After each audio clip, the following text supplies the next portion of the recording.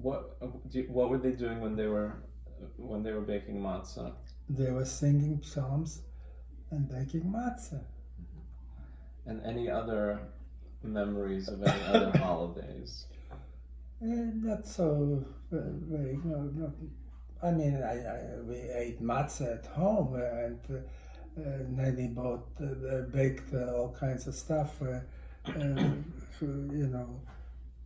But otherwise, there was no specialty. And the last time you mentioned the neighbor who was a railroad worker. He was a railroad conductor, yes. Did you ever see him during the war? No, I did not. But he's the one that helped Nanny to get to this Viontsek, to this man that worked for us. Because she came back to Rudniki because they could not get away. So they stopped at his house and he contacted them with him.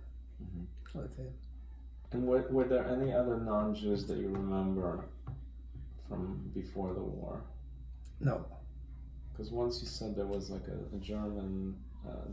there was a farmer, but I did not speak to him. I know he had a farm next to our place, and he was... He was the other neighbor? He was your neighbor near? Not so near, but he was leasing the property from my uncle and putting in the seeds and growing corn, wheat, not corn, wheat.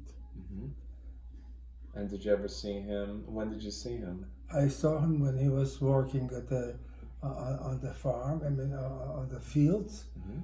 He was, with a sickle. Sickle, but big one. He was cutting the wheat. And did you ever see him during the war? No. So, okay. So when in 1939 the Germans came into Mashiska. Right. And what did you do? Nothing, because coming? They went back right away. But did you leave Mashiska with the family? Oh, we left Mashiska because they were we were afraid of the Germans. So what happened? So we went for, I don't remember which towns we went to, but close to the Russian border, to Russia, toward Russia. And up there, and then as soon as the Russian came in, we came back home. And how did you travel there? By wagon, horse and wagon. And you took stuff with you also? Oh yes, we took a lot of stuff with me. I remember. And where were you sitting? I was sitting on top of the furniture. Bala too? Bala, I don't remember where, but I guess so, yeah. And your grandfather was there also? No. Nelson David? No. Just the family and Wolf and Bar. Because Bala was saying she remembers, because all the people, because this was on Yantiv, I think. It was, I guess, could be Rosh Hashanah or Yom Kippur or something. Sukkot maybe. No, because it was... And they saw... it was in April. In 1939 was September 1st. That's when the Germans attacked Poland. So then it was around Rosh Hashanah. Oh, okay, maybe. No, because she said that they saw, a Jew with a beard, with a long beard, and then they said, possible. There must be trouble. That's possible, yeah. Mm-hmm. Okay. So that's, okay. And then the Russians came. And we came back home. Do you remember seeing any Russian soldiers? Yeah, we saw Russian soldiers. And where? In Mashiska. In Mashiska? Yeah. And there was a Russian officer that was he was taking care, he was the chief in Mashiska. the chief of the police and everything else. And we got friendly with him. He was sewing his own clothes. I remember, and he was taking us on a car, on a truck, a pickup truck. It was the first time that I was riding in a pickup truck. And he came to your house? No, but he was around. You know. Was he Jewish? I don't think so. He was not Jewish. So that you were friendly with him. I mean, yeah, he liked the children, so he was always. And he was the one. You said that your father had a gun. Well, he was the chief of police that gave the letter. No, this is the Polish guy. He was a friendly with the chief. With the Polish chief. Did Yes. you ever see this chief? No. Did you ever see the gun? I think so, but I don't remember too much. It was a small one. A small gun. So, do you remember anything else when the Russians were there? Was life the same? You had the same food, the same. Yeah, well, everything? life was the same. Everything the same was. Did you ever see a Polish soldier?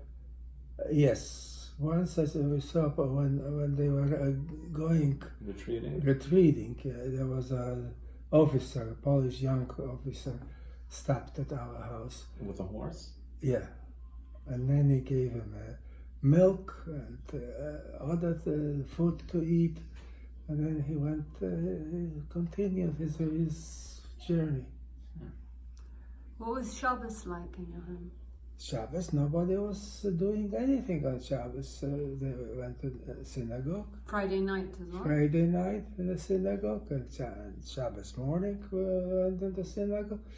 Afternoon we were taking a walk, and that's it. Friday night dinner, what did you eat? Friday night we had chicken soup, and we had geese, because we had, that's it, I guess. Potatoes, kugel, and cholent. Nanny made cholent. And what cakes did she make? Cakes, she made very good rogalach, Rogalach and a babka, she always made a babka. Did your grandfather sing Zmiris at the Shabbos table? Yes. So, when the Germans attacked, then what, do you remember anything that happened at that time? I remember that we went to a bunker that was usually, it was summertime, so it was, but the bunker used to be kept potatoes inside, so that they don't rot. It was like a cellar. A cellar, yeah. Near the house? No, it's away from the house. Okay.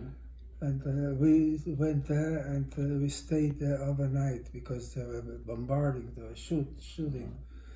So we stayed there. And in the morning we came out and nothing was. And did you see any German soldiers?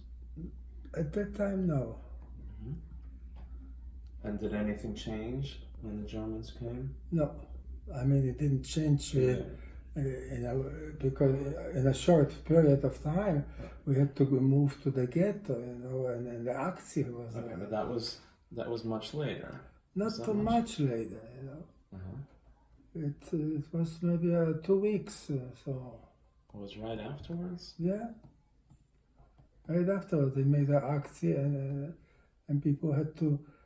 After the action, they had to go to a bigger town. To the ghetto. So that was very soon after the Germans came. Yes. There was an action. All right. And then. But I was not there anymore because I went away before the. Oh, wait a minute. I went away after the action. Yes, after the action I went away. Okay. You went by train? So, Yes. okay. Did you ever? Did your parents have to wear a yellow star? Yes. And you saw that? Yes. An armband. An armband. Yeah. Who did you With a saw star. Nanny wearing? Everybody had to wear. You didn't have to wear it though. I probably had to, but I didn't wear it. Did Nanny go into town? No, Nanny stayed home. And did your father go into town? I guess so. Yeah. And how long after when the Germans came in? How long after that did you saw the yellow star? Almost immediately.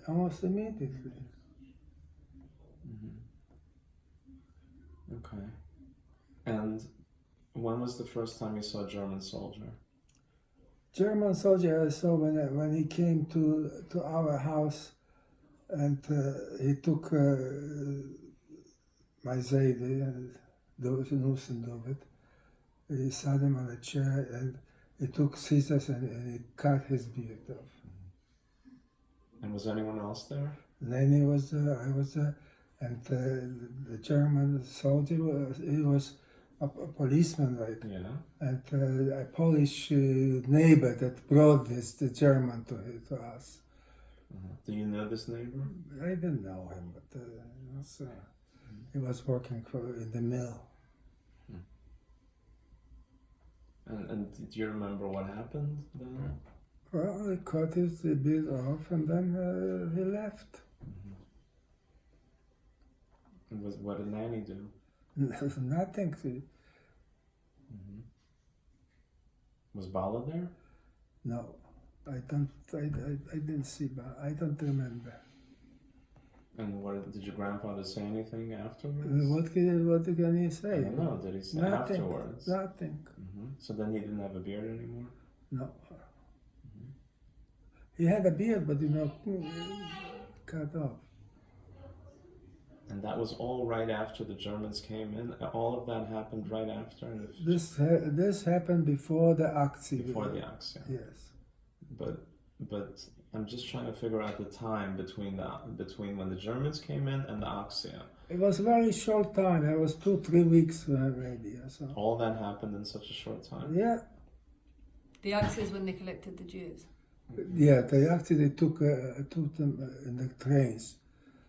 This is where they collected them up in the town square, and then they marched them over to the train station. Okay, so what do you remember? When did when the Aktion started? Do you remember before the Aktion? No. And so what is the first thing you remember? I remember that we were. It was summertime, so we were bathing in the river. Who's we? I, Bala, and Nanny. Okay. So turn it off.